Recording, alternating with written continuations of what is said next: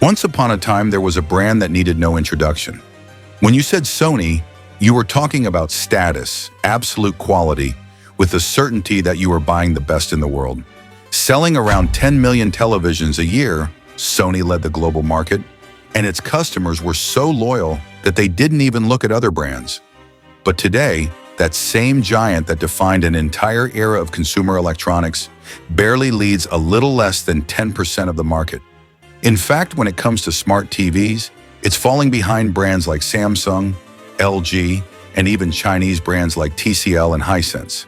The current global smart TV market is a compelling study in contrast, primarily defined by the aggressive volume-based strategies of emerging Chinese giants like TCL and HISENSE versus the established, profitability-focused, premium niche of legacy brands such as Sony. The overall market is robust, with the global smart TV market size valued at an estimated $290.67 billion in 2024, projected to reach $475.02 billion by 2033 at a compound annual growth rate of 5.56%. However, within this expanding total, the hierarchy of power is rapidly shifting, largely at the expense of traditional leaders who have not adapted their approach to the sheer scale and cost efficiency of Chinese manufacturing. Are you enjoying this video? If so, I want to remind you that your support is very important for me to keep creating content. For this, click the link to my Patreon page, which I've included in the description and the pinned comment. Then click on membership options and choose the monthly membership you'd like to purchase. Thank you so much for your support. Now let's continue. Sony's current situation is one of strategic retreat into the high-end, premium market segments. While its name remains synonymous with quality picture processing and often wins awards for natural, accurate image quality, particularly in its Bravia 8 OLED and Bravia 9 mini-LED models introduced in 2024, and the Bravia 8 Mark II from 2025, the company has ceded significant global market share. Sony's leadership explicitly states its priority is profitability over mass production, focusing its efforts on the mid to upper price band. This strategy keeps Sony's global shipment share relatively small compared to its competitors. For instance, in the fourth quarter of 2024, Samsung led the global TV market with a 16% share, while the combined share of the four major foreign TV makers in China, including Sony, had fallen below 5% by 2024. Sony's brand stability is reflected in its consistent, well-curated product portfolio, holding steady with 7 premium product placements in 2023, 2024, and 2025.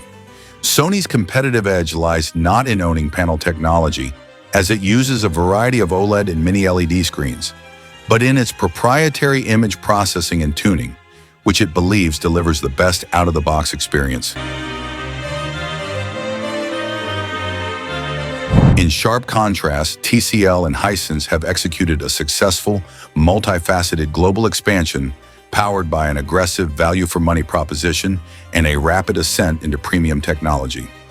In the fourth quarter of 2024, TCL surpassed LG to take the second spot in the global premium TV market, holding a 20% share in this high-growth segment, and was a close second to Samsung in total global shipments with a 14% share. HISENSE followed closely in third place with a 12% share.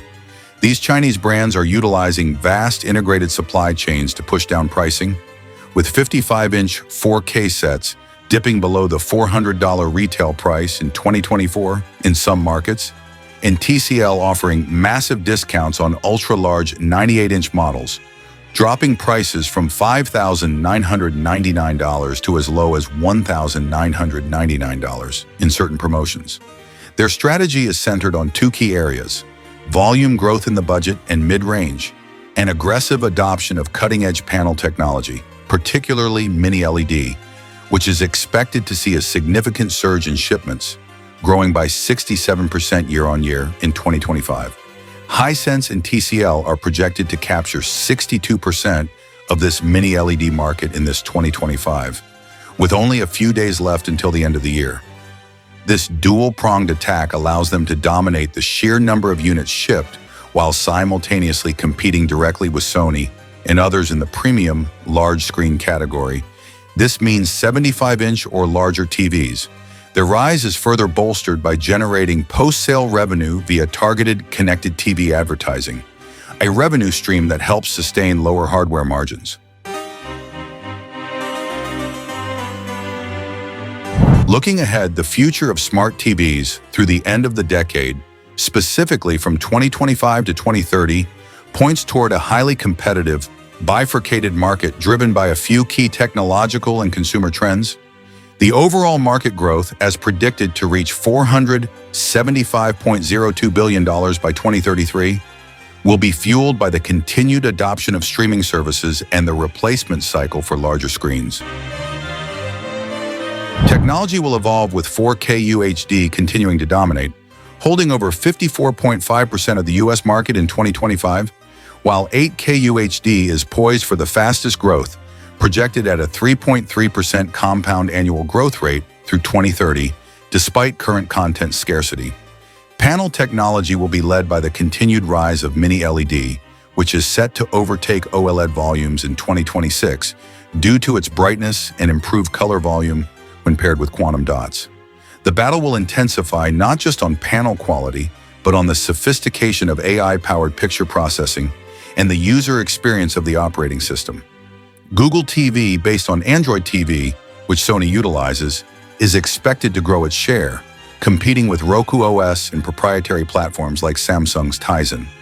Sony's future success is entirely dependent on its ability to maintain its perception of superior image processing and reliability, ensuring that the affluent consumer willing to pay a premium continues to see the distinct value in a Sony set over the rapidly closing gap offered by a top-tier TCL or HISENSE Mini LED. The Chinese brands, leveraging their control over manufacturing and aggressive pricing, are well positioned to dominate the mass market and will continue to challenge the premium segment through sheer technological scale, making a future where they hold a majority of global shipments virtually certain. But what do you guys think about this? Do you think Sony should mass produce to lower prices, even if it might compromise quality? Or do you think it's better for Sony to continue selling high-quality products at prices almost impossible for the average person to afford? Please let me know in the comments. That's all for now. I want to remind you that your support is very important for me to continue creating content. You can support me, for example, through Patreon. You'll find the link in the description and in the pinned comment. You would also help me by making purchases through the links you'll find in the description and in the pinned comment. Click the like button, subscribe to my channel if you haven't already, and turn on notifications so you'll know instantly every time I upload a new video. Thank you so much for watching, and see you next time.